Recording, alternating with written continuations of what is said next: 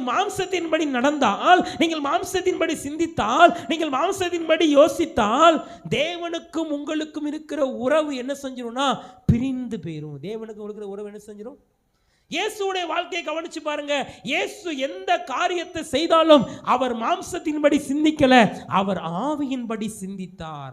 அவர் தேவனுடைய ஆவியின்படி சிந்தித்தார். பரலோகத்தில் இருக்கிற பிதா எதை விரும்பினாரோ, எதை யோசித்தாரோ, அதே காரியத்தை தான் இயேசு என்ன செய்தார்? சிந்தித்தார். அப்ப நீங்களும் நானும் எப்படி சிந்திக்கணும்னா, எதுல நம்ம மாதிரியா இருக்கணும்னா, நம்ம குடும்பத்துல, தனிப்பட்ட வாழ்க்கையில, வேலையில் என்ன முடிவெடுத்தாலோ மாம்சத்துல ஒருபோது முடிவெடுக்க கூடாது.